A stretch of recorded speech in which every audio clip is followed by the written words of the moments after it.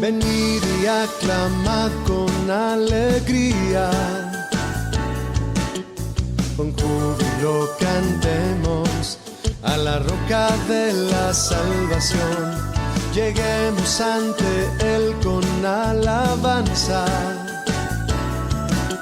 aclamemos con cánticos al Rey, porque Él es grande, Él reina sobre todo, porque Él es digno, Jehová es su nombre, porque Él es grande, incomparable es su amor, nadie como Él.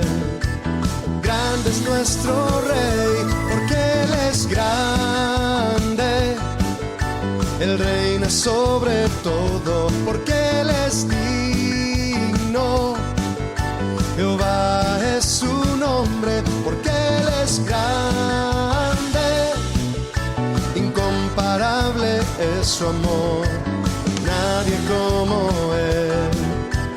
Grande es nuestro Rey.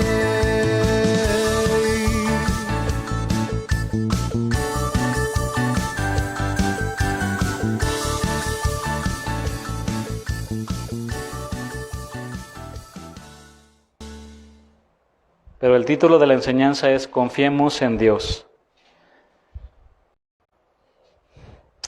Y en el tema pasado estudiamos el capítulo 24 del libro de los Hechos de los Apóstoles, donde vimos la defensa de Pablo ante las acusaciones que levantó el adulador Tértulo, ¿recuerda? Quien quería convencer al procurador Félix para que destruyeran al apóstol de los gentiles. Así se le conoce al apóstol Pablo. Bien, este Festo que se menciona en los capítulos posteriores, de hecho en el capítulo 25, fue el sucesor de Félix, quien fue despedido de su cargo como procurador romano por su incapacidad de controlar la explosiva situación política en Judea y en Jerusalén, en su afán, de hecho, por crear un ambiente de comunicación y colaboración con los líderes judíos.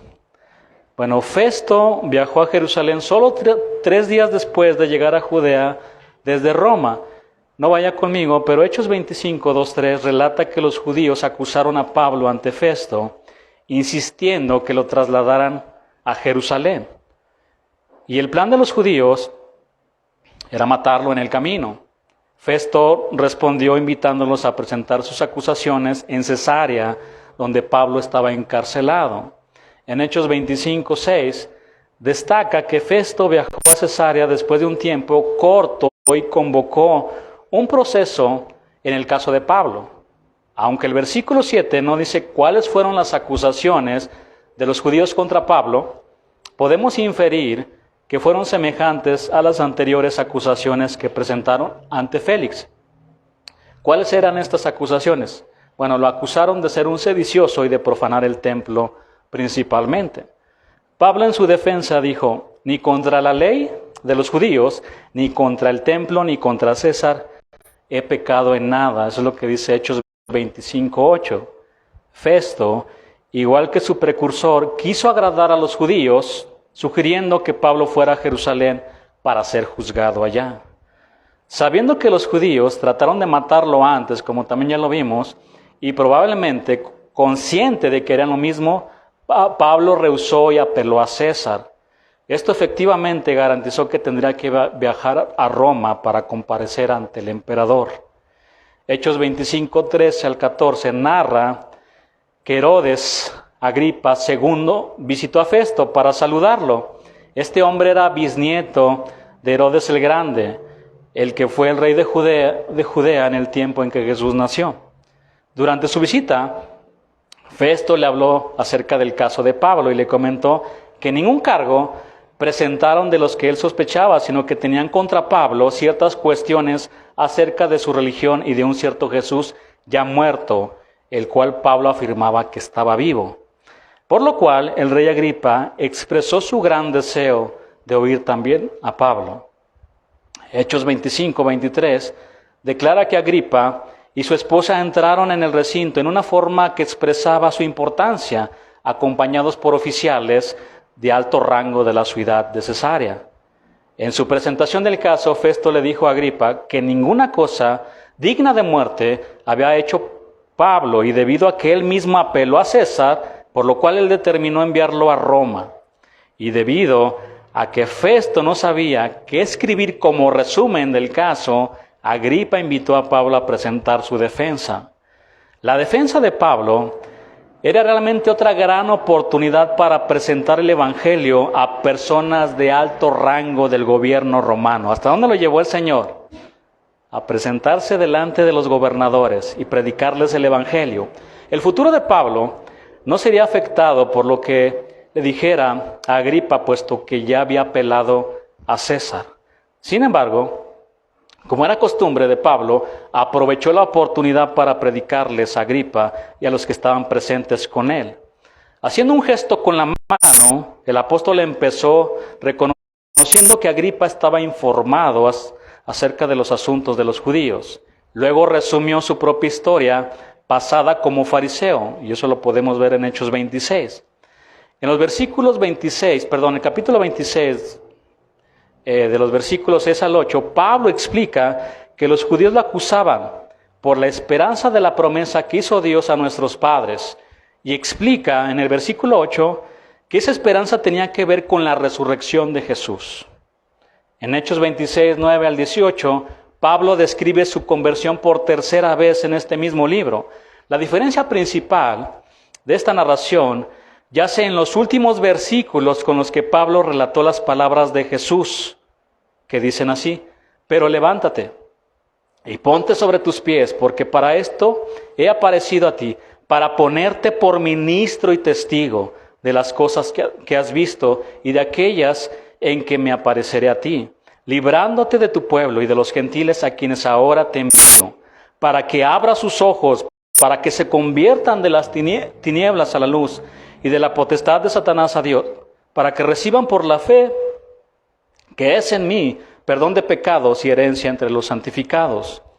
Este pasaje resume el Evangelio. Sin lugar a duda, nos pueden llevar o nos llevan también de la mano a pasajes como de Isaías y a la predicación anterior de Pablo en Hechos 13:47. Podemos también encontrar un resumen del Evangelio en Isaías 49:6. También encontramos un eco de las cartas del apóstol Pablo en estas frases que ya mencionamos: tinieblas a luz, perdón de pecados y herencia. Pablo escribió en sus cartas: la noche está avanzada y se acerca el día, desechemos pues las obras de las tinieblas y vistámonos de las armas de la luz. Efesios 1:7 dice: en quien tenemos redención por su sangre, el perdón de pecados, según las riquezas de su gracia. Y en Efesios 1:11 dice: en él asimismo, tuvimos herencia, habiendo sido predestinados conforme al propósito del que hace todas las cosas según el designio o el deseo de su voluntad. En Hechos 26, 19 al 20, Pablo afirmó que obedeció el mandato de Jesús, el cual dice: anuncié primeramente a los que están en Damasco y en Jerusalén y por toda la tierra de Judea y a los gentiles que se arrepintiesen y se convirtiesen a Dios, haciendo obras dignas de arrepentimiento. Esto, según Pablo, era la causa por la que los judíos lo perseguían. Una vez más, el apóstol repitió que su mensaje era lo que los profetas y Moisés dijeron: que Cristo muriera y resucitara para anunciar luz a judíos y gentiles. Al oír de la resurrección de Cristo, Festo no pudo contenerse más, dice la Escritura, y acusó a Pablo de locura.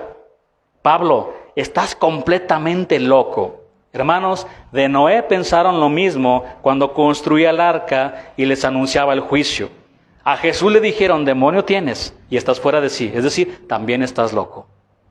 Y a nosotros los cristianos en el día de hoy también nos dicen que estamos locos, porque les decimos y les predicamos que Jesús regresará por segunda vez. Esto no es nada nuevo. En Hechos 26, 25 al 27, el apóstol negó la acusación de Festo y se dirigió a Agripa de nuevo, en un último intento por persuadirlo, por convencerlo a creer en Jesucristo. La respuesta del rey por poco me persuades a ser cristiano, fue probablemente una manera con la que el rey evitó responder a la pregunta de Pablo. El apóstol respondió con emoción: quisiera, eujomai, deseo profundamente que no solamente tú, sino también todos los que hoy me oyen, fueseis hechos tales cual yo soy, excepto estas cadenas. ¿Ven el deseo de Pablo? De que todos conocieran al Señor. Pero el rey y los dignatarios no respondieron con arrepentimiento y fe, sino que se levantaron y salieron conversando lo siguiente: ¿podía este hombre ser puesto en libertad si no hubiera apelado a César? Aquí vemos lo irónico de la situación. Pablo estaba en cadenas, pero realmente estaba libre en Cristo. Pablo sería enviado a Roma como prisionero, pero esto cumplía sus deseos y la voluntad de Dios, como dice Hechos 19:21 y Hechos 23:11.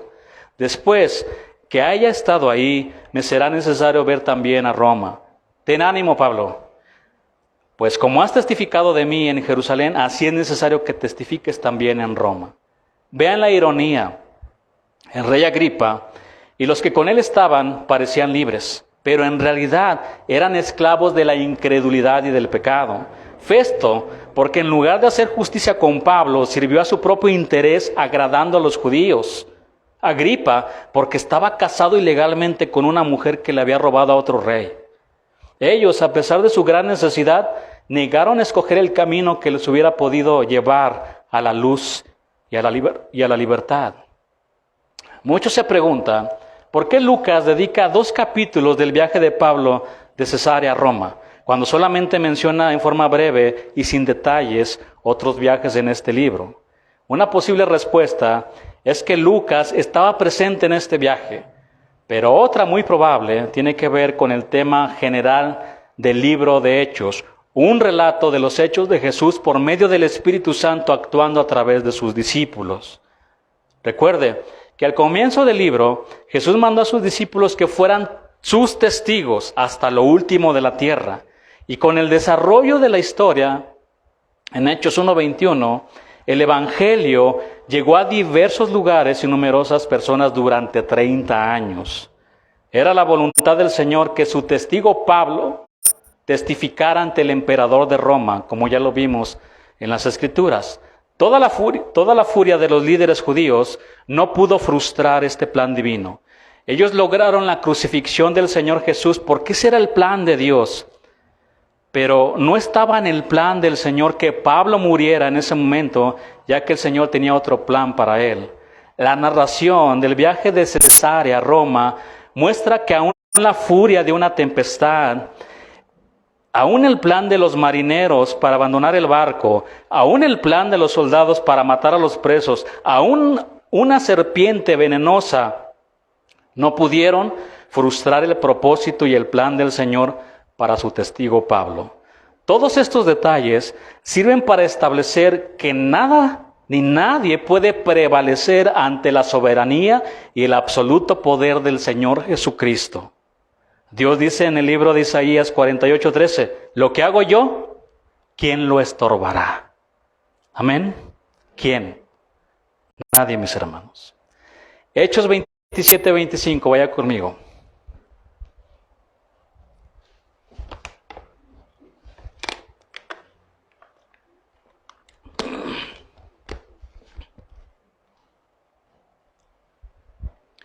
Confiemos en Dios. Por tanto, oh varones, tened buen ánimo. Palabras del apóstol Pablo. Porque yo confío en mis riquezas, porque yo confío en mi trabajo, porque yo confío en mi inteligencia, en mi fortaleza. ¿Eso es lo que dice? No, porque yo confío en Dios, que será así como se me ha dicho. Porque yo confío en Dios. Estas palabras del apóstol Pablo se encuentran en el contexto de un mar furioso y una serie de tormentas que acechaban con arrebatarles la vida a todos los que iban en el barco. ¿Quiénes estaban en el barco? En el barco había 276 personas. y entre ellas estaban un centurión llamado Julio, varios presos que seguramente los llevaban a Roma para que pelearan como gladiadores o para echarlos con los leones, debido a que eran criminales.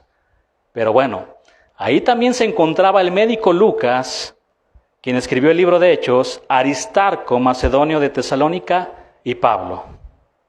Hermanos, con esto podemos entender que las tormentas llegan a cristianos y a no cristianos. Jesús no engañó a nadie. Él dijo, en el mundo tendréis aflicción, pero confiad, yo he vencido al mundo.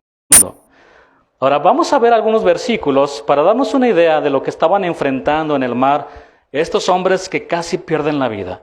Hechos 27:14 dice así la Escritura. Pero no mucho después dio contra la nave un viento huracanado llamado Euroclidón.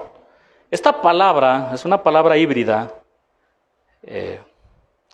Euros, palabra griega, que significa viento del este, y la palabra latina aquilo, que significa viento del norte. Bueno, esta poderosa tempestad era temida por todos los que navegaban en el mar Mediterráneo. Pero sigamos leyendo. Versículo 15. Y siendo arrebatada la nave, y no pudieron poner proa, bueno, aquí se usa un lenguaje mucho del mar, de los marineros, y no pudiendo poner proa, es decir, no pudieron girar el barco para hacerle frente al viento, como dice aquí, poner proa al viento, nos abandonamos a él y nos dejamos llevar.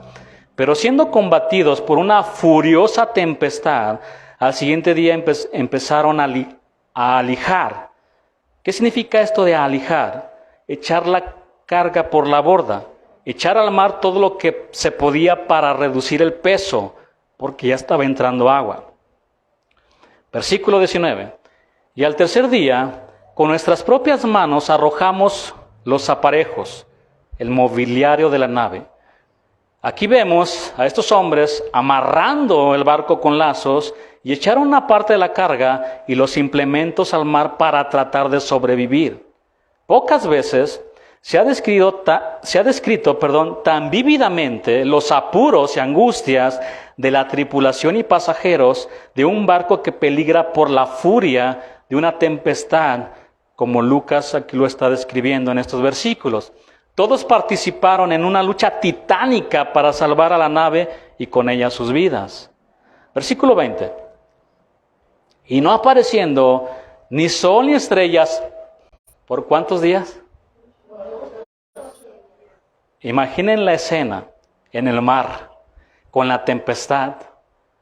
No hay sol, no hay estrellas por muchos días, y acosados por una tempestad no pequeña, ya habíamos perdido toda esperanza de salvarnos. Otras traducciones de este versículo 20 dicen así: la gran tempestad rugió durante muchos días, ocultó el sol y las estrellas hasta que al final se perdió toda esperanza.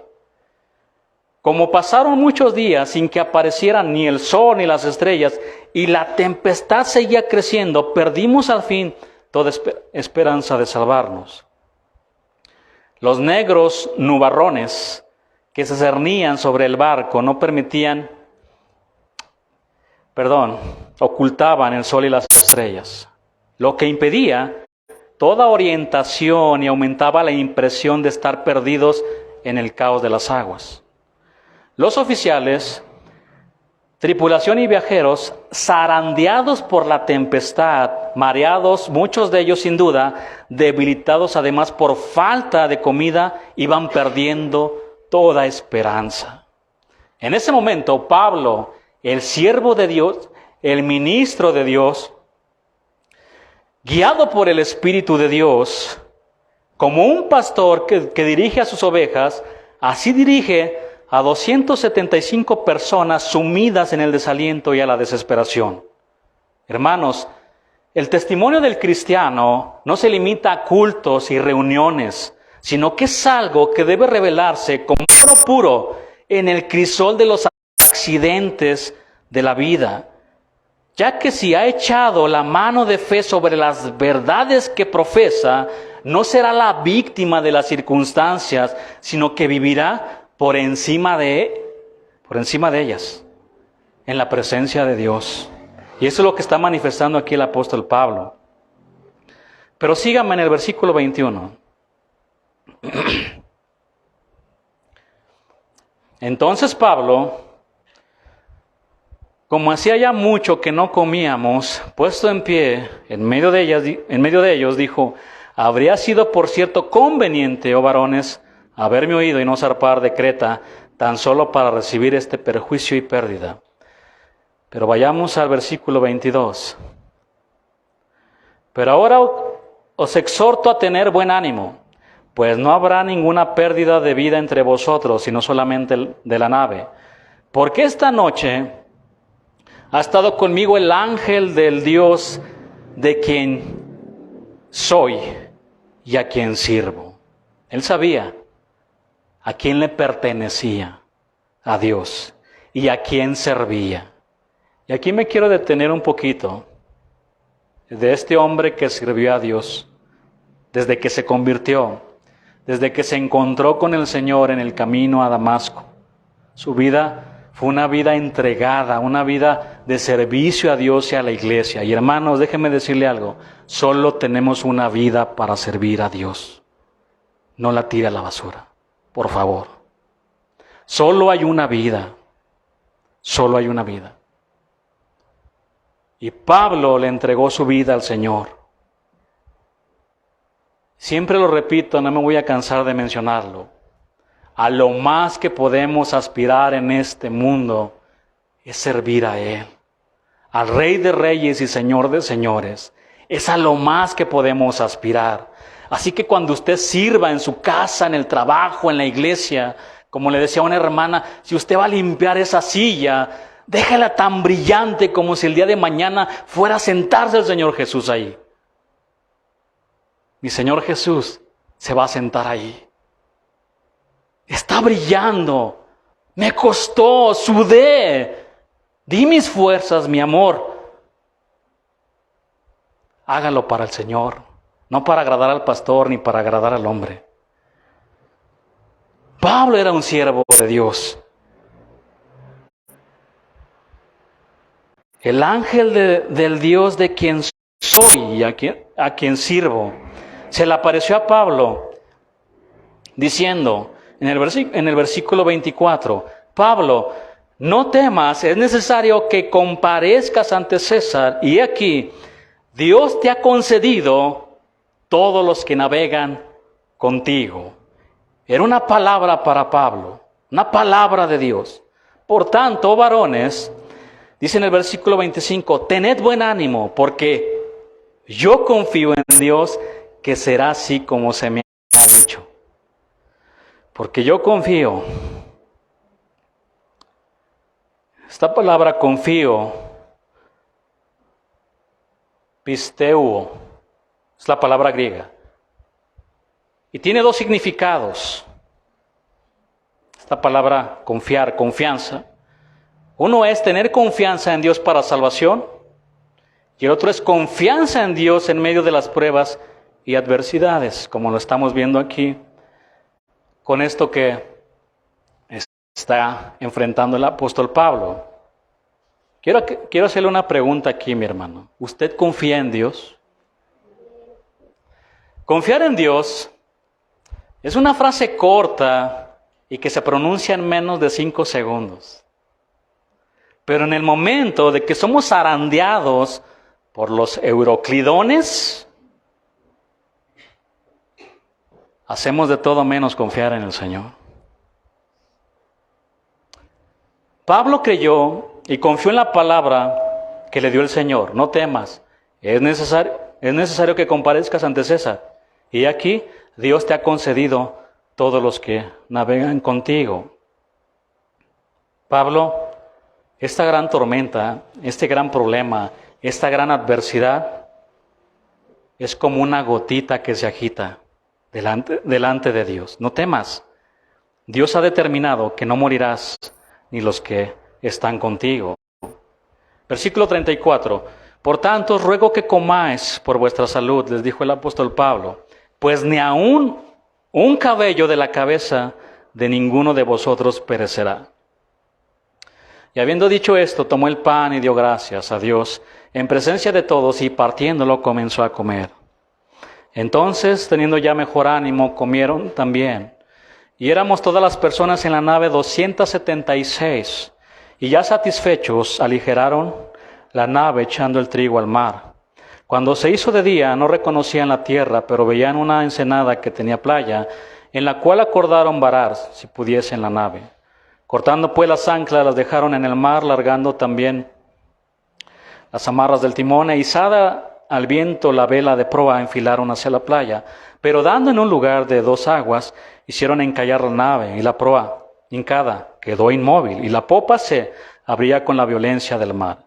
Entonces los soldados acordaron matar a los presos para que ninguno se fugase nadando. Pero el centurión, queriendo salvar a Pablo, les impidió este intento y mandó que los que pudiesen nadar se echasen los primeros y saliesen a tierra.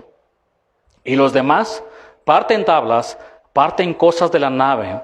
¿Cómo dejó la tempestad la nave? La destruyó, mis hermanos. Y así aconteció que todos se salvaron saliendo a tierra. Esta historia del apóstol Pablo en los mares realmente me parece que fue sacada de una película de Hollywood, ¿sí o no? Maravillosa, extraordinaria. Y me recordó precisamente la historia real del pastor John Harper. ¿Quiénes conocen la historia del Titanic?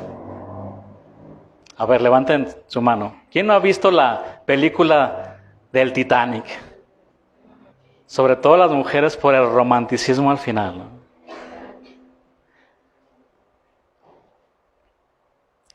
El Titanic es quizá el barco más famoso de la historia y su memoria se mantiene muy viva gracias a numerosos libros, canciones, películas, documentales, exposiciones, diversos trabajos de historiadores y memoriales. La noche del 14 de abril de 1912, por cierto, se van a cumplir ya muchos años, el Titanic, un transatlántico británico con capacidad para llevar más de 2,000 personas, chocó contra un iceberg y se hundió en las frías aguas. Ni Dios lo puede hundir, ¿recuerdan también la frase? Y que se hunde. Murieron más de 1,000 personas, exactamente 1,496 personas, entre ellas el pastor John Harper. Tanto la hija como la hermana de Harper fueron capaces de alcanzar un bote salvavidas y sobrevivieron. Sin embargo, él se quedó a bordo y le dio su chaleco salvavidas a un pasajero. Y le dijo, tú no necesitas más que yo. De acuerdo con los testimonios de los supervivientes, el pastor predicó el evangelio, incluso en el agua helada, hasta que se ahogó. El pasaje que decidió repetir una y otra vez fue el siguiente: cree en el Señor Jesucristo y serás salvo tú y tu casa. Crea, mi hermano. Pero hay una parte de la historia que no conoceríamos a no ser por el testimonio de un joven escocés que él compartió en un culto de oración después de la tragedia, tiempo después. Él cuenta que estaba flotando en el agua helada, agarrado de uno de los escombros del barco, cuando de repente una ola empujó a John Harper a su lado, que también trataba de mantenerse a flote, asido a un palo de madera. Y él le gritó, ¿eres tú salvo? No lo soy, yo le respondí, dice este joven. Él entonces me gritó de vuelta, cree en el Señor Jesucristo y serás salvo. Las olas alejaron a Harper una vez más, pero un poco después fue empujado otra vez, dice, a mi lado. ¿Y ahora ya eres salvo?, me preguntó de nuevo en alta voz. No, le respondí, cree en el Señor Jesucristo y serás salvo. Entonces, perdiendo su asidero en la madera, Harper se hundió.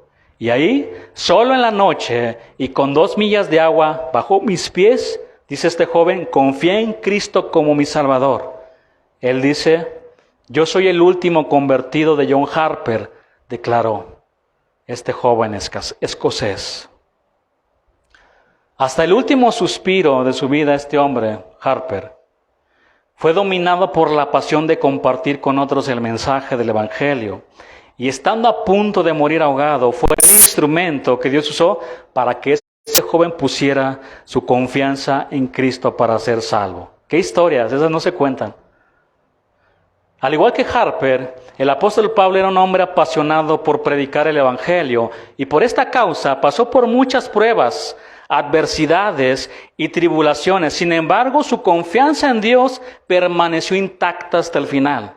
Confió toda su vida en su Salvador. Hasta en su último aliento, él confió en su amado Señor, como lo estamos viendo también en este pasaje. Hermanos, la Escritura nos exhorta a no colocar nuestra confianza en nuestras riquezas, bienes, ni en el hombre, menos en nosotros mismos, cuando lleguen las adversidades a nuestra vida. Las Escrituras son claras en decirnos que los que confían en sus bienes y de la muchedumbre de sus riquezas se jactan.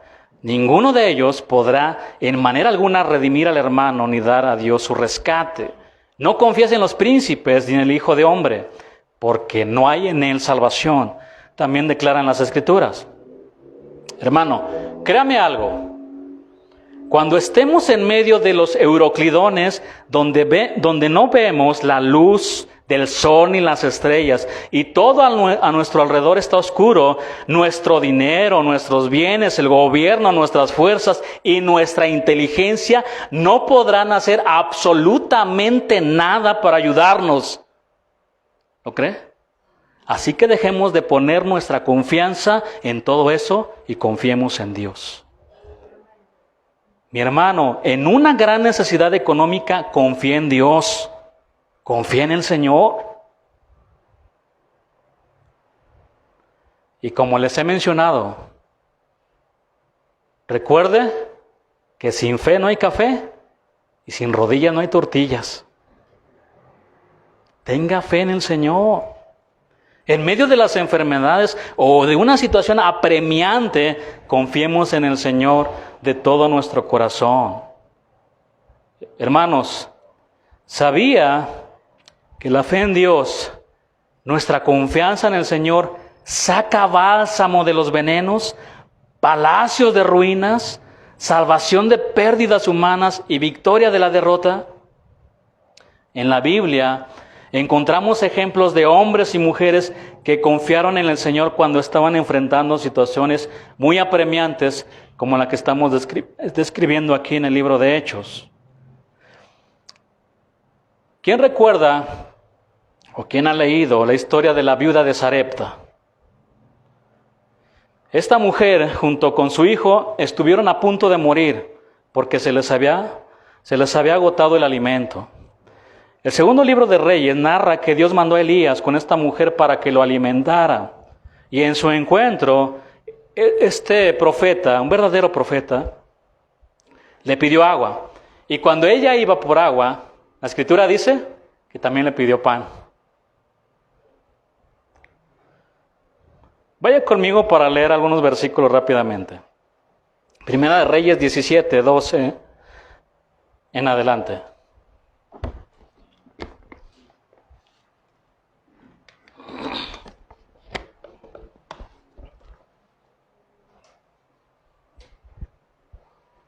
Era un tiempo muy difícil. Me atrevo a decir que era un tiempo más difícil que la pandemia que enfrentamos. Porque no llovía. Dejó de llover por mucho tiempo. Y el Señor milagrosamente alimentaba a sus siervos, en este caso a este profeta.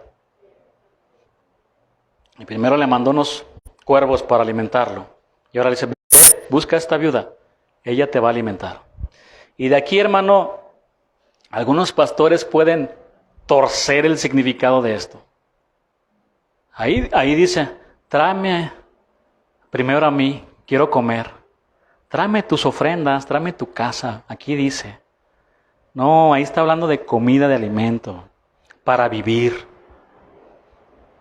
no para vivir en opulencia, como algunos quieren.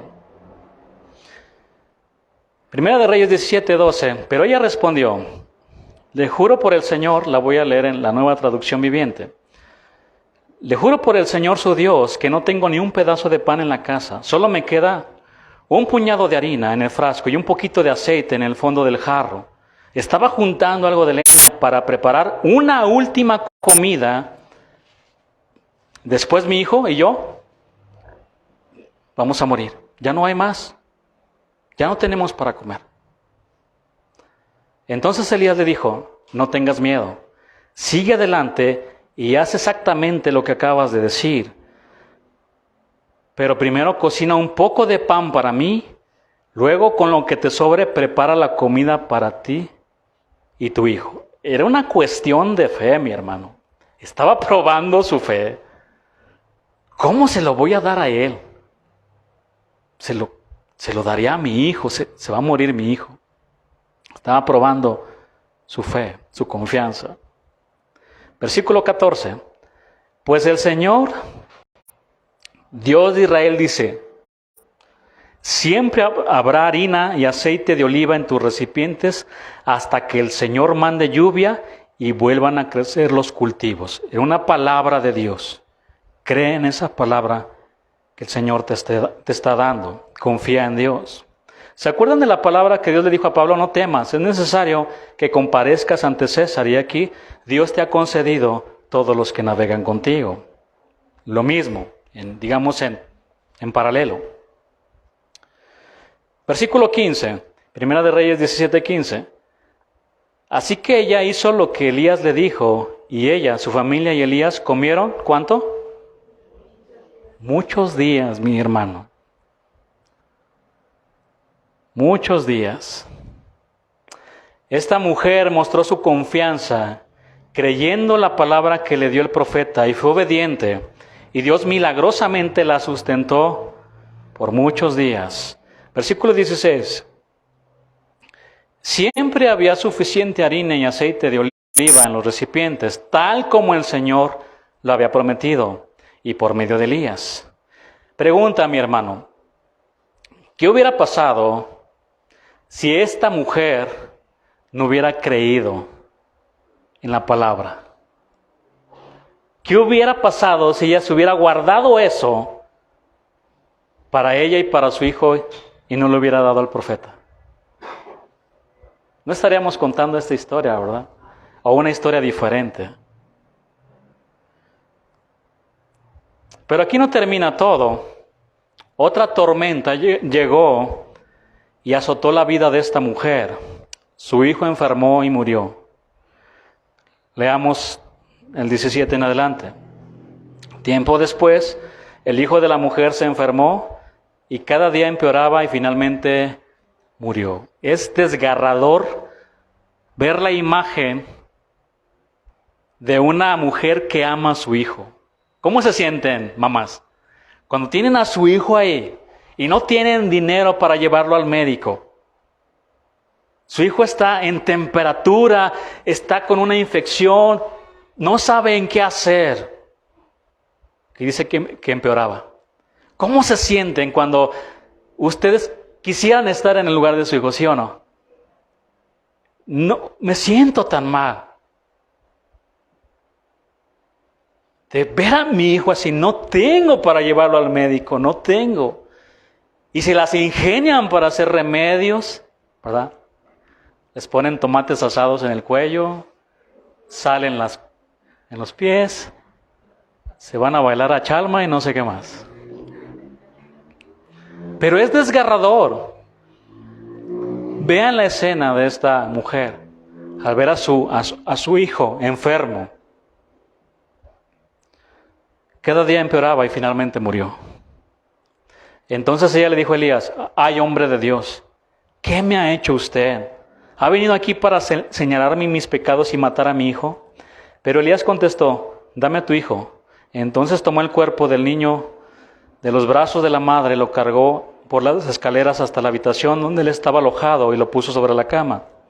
Después Elías clamó al Señor, oh Señor mi Dios, ¿por qué le has traído desgracia a esta viuda que me abrió su casa al provocar la muerte de su hijo? Entonces Elías se tendió sobre el niño 3 veces y clamó al Señor: oh Señor mi Dios, te ruego que le devuelvas la vida a este niño.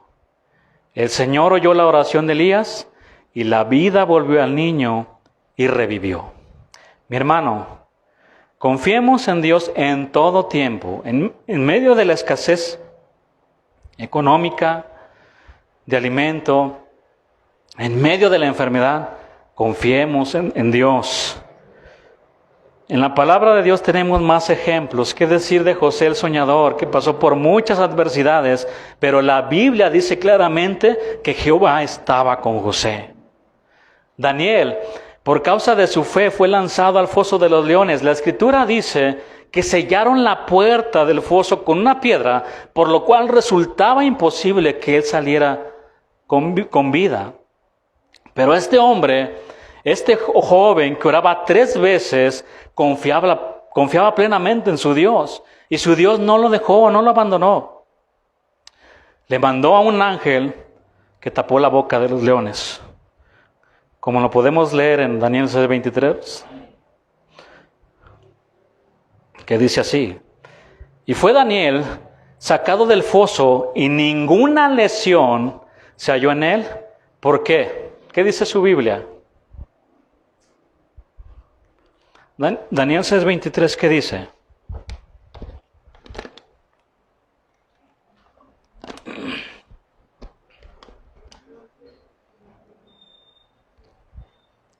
Y ninguna lesión se halló en él porque había confiado en su Dios. ¿Qué decir de los amigos de Daniel, que fueron librados del horno de fuego? Estos jóvenes estaban bien afirmados en su fe. Tenían convicciones muy profundas, bien arraigadas en sus vidas. No nos vamos a postrar a otros dioses. Nosotros nos postramos, amamos, adoramos y servimos únicamente a Jehová de los ejércitos. Únicamente a Él. Era imposible humanamente que estos jóvenes salieran vivos de un horno que mataba con sus intensas llamas solamente de acercarse. Lo calentaron 7 veces más de la costumbre. Qué escenas tan gloriosas, ¿no?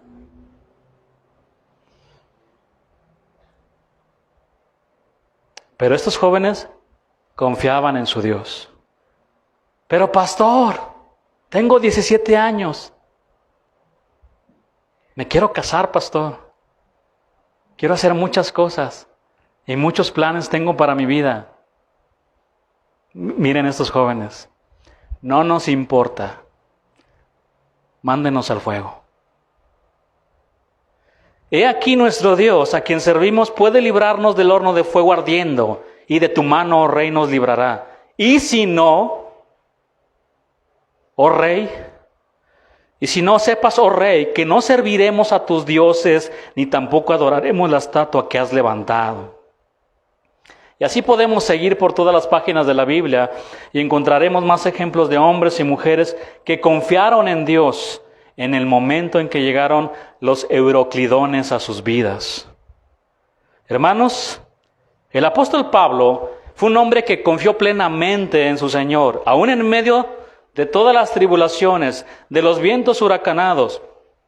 Él nunca se quejó, no renegó. Incluso cuando el Señor le reveló que sería sacrificado, él continuó confiando en su Señor, como lo podemos leer en 2 de Timoteo 4:6.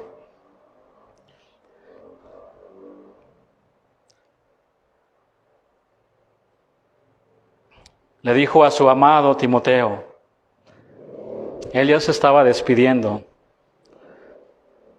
de su discípulo. Y yo me puedo imaginar a Timoteo. ¿Recuerdan cuando él fue por Timoteo y se lo llevó a las misiones? Puedo imaginar a Timoteo recordando todas las cosas que vivió acerca de su pastor Pablo, que fue un padre como para él. Y le dice estas palabras a Timoteo: porque yo ya estoy para ser sacrificado, y el tiempo de mi partida está cercano. ¿Cuál sería tu reacción, mi hermano?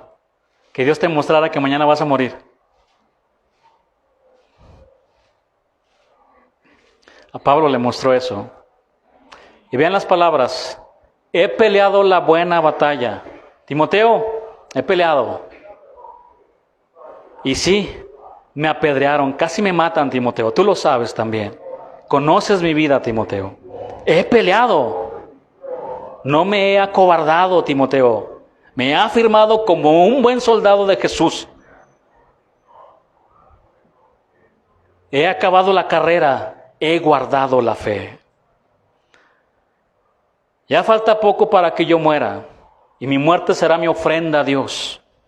He luchado por obedecer a Dios en todo, y lo he logrado. He llegado a la meta, Timoteo, y en ningún momento he dejado de confiar en Dios. En otra traducción se lee de esa manera. El apóstol Pablo confió en Dios, así como un niño confía en su padre. El padre pone a su hijo de 5 años en un muro y lo deja ahí solo por un momento y le dice, arrójate a mis brazos. Y el niño con mucha confianza se arroja en sus brazos porque sabe que su papá lo va a sostener y no lo va a dejar caer. Así es nuestro Dios. En esos momentos, cuando Pablo iba a ser sacrificado, él tenía la plena confianza en que Dios podía evitar que muriera como muchas veces lo hizo. Pero Pablo también conocía al Dios soberano y sabía que era el momento de estar en los brazos de su Padre para siempre. En muchas ocasiones, las adversidades o las tribulaciones se levantarán como un viento huracanado que azotarán con mucha intensidad nuestras vidas. Es ahí precisamente donde debemos depositar nuestra confianza en Dios. Hermanos, la palabra de Dios dice que las Escrituras son vivas, que son eficaces, que son efectivas, es decir, que están vigentes y que su poder nos sigue afectando para bien. Así que todos estos ejemplos en las Escrituras quedaron registrados para que nosotros aprendamos a confiar en Dios. Aún en medio de la sombra de valle de muerte. Aún cuando pasemos por las situaciones más oscuras, sabemos que no estamos solos. Porque, como escribió el salmista, no temeré mal alguno, porque tú estarás conmigo. Tu vara y tu cayado me infundirán aliento. Jeremías escribió lo siguiente: bendito el varón que confía en Jehová y cuya confianza es Jehová. Confíen en Jehová, confíen en Dios. No pongan su confianza en las cosas de este mundo. No pongan su confianza en el hombre ni en ustedes mismos. Confíen en Dios. Dios mandó un ángel a Pablo que le dijo, no, Pablo, no temas. Es necesario que comparezcas ante César. Y aquí Dios te ha concedido todos los que navegan contigo. Ante esta palabra, lo único que tenía que hacer Pablo era confiar en Dios. Y así lo puso de manifiesto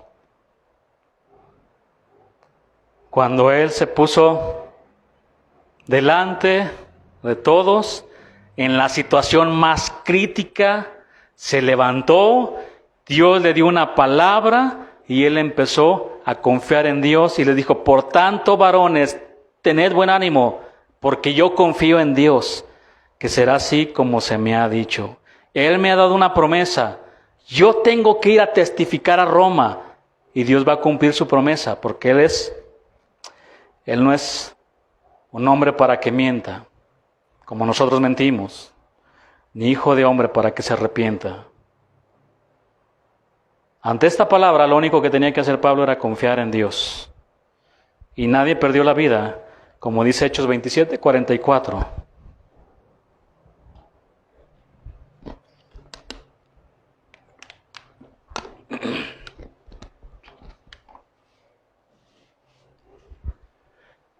Y así aconteció que ¿cuántos se salvaron?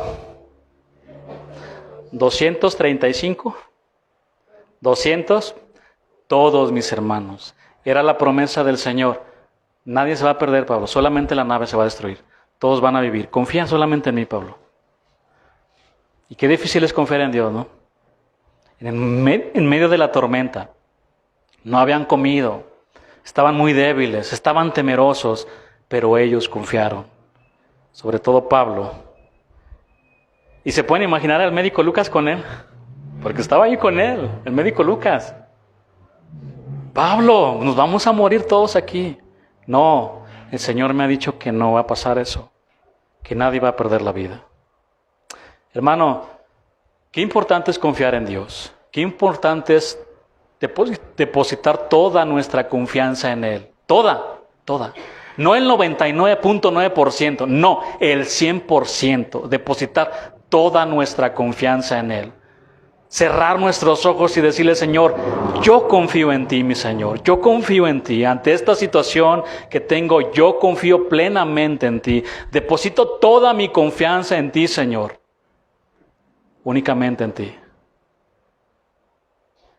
Bienaventurado aquel cuyo ayudador es el Dios, nuestro Jehová, Jehová de los ejércitos, el Dios de Jacob.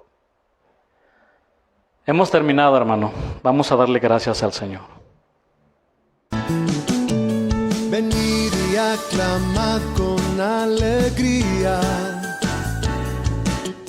con júbilo cantemos a la roca de la salvación. Lleguemos ante Él con alabanza, aclamemos con cánticos al Rey, porque Él es grande, Él reina sobre todo, porque Él es digno, Jehová es su nombre, porque Él es grande, incomparable es su amor, nadie como Él. Grande es nuestro Rey, porque Él es grande, Él reina sobre todo, porque Él es digno, Jehová es su nombre, porque Él es grande, incomparable es su amor, nadie como Él. Grande es nuestro Rey.